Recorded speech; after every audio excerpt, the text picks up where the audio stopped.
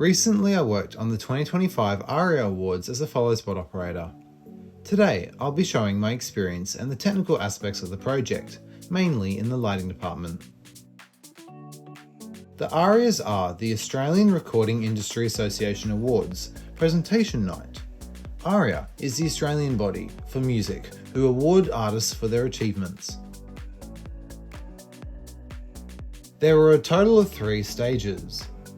The first stage was the presentation stage, followed by the video stage, and the lighting stage.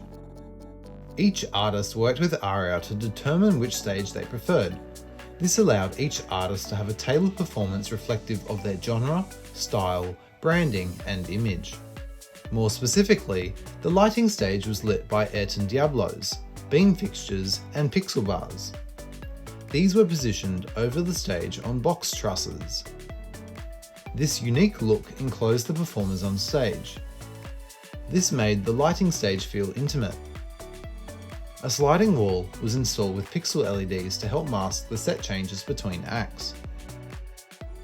The presentation stage consisted of curved LED walls. A few profiles acted as key light.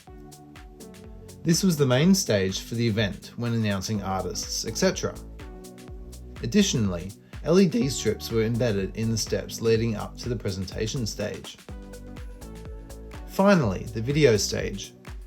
This consisted of LED walls, complemented by blinders, Martin Mac 1s and Roby T1 profiles. This allowed content to be displayed around the performer, while also being able to shine effects from behind the content. For example, Keita Alexander's performance of Press Pause heavily relied on the walls to showcase memories connected to her song. This created a dynamic and ever-changing set that complemented the lyrics of the songs with visual aids. We had 3 circular trusses flown above the guest tables. In total, these had over 100 Martin Mac 101s on them.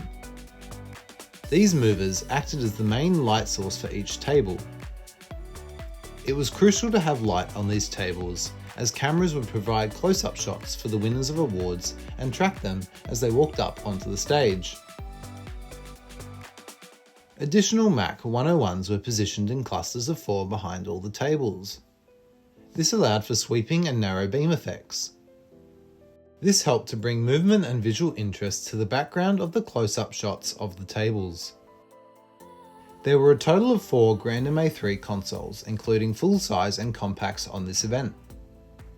The breakdown of these included 1 for the main LD, 1 for key light and follow spots, 1 for video, and 1 as a spare for other purposes. The control room was positioned outside the venue in 2 portable offices. This worked in our favour, as our main concern was ensuring the lighting looked good for the broadcast. This meant we weren't tempted to look at the lighting in the venue. We were solely focused on what the millions of people were seeing around Australia and the world. We had 2 Followspot operators, myself and another person. The Macula Followspot system was used, a system which is very similar to RoboSpot. We had quite a few issues with setting up the Macula, including the buggy interface and how it didn't record presets properly. In contrast to RoboSpot, Macula doesn't have a dedicated PTZ camera. Instead, you can use any camera you want. However, this must be mounted to the fixture itself. We had issues where the camera kept drooping to the point where our pickup was barely on the screen. This made it difficult to pick up people reliably on stage. A 3D printed mount for the fixture was used to mount the camera. However, we found it wasn't tight enough, which is why it was drooping. Additionally, the fixture wouldn't respond to tiny pan and tilt movements and would randomly move fast and overshoot the desired position. We countered this challenge by expanding our iris to capture more to allow us to have more leeway when the people were moving on stage. Key takeaways. I learned the difference in follow spotting from theatre to broadcast. In broadcast, they want to ensure the entire person is lit, as opposed to musicals and opera where the face or upper torso is often just lit. I learned the importance of designing for camera rather than the viewer in the venue.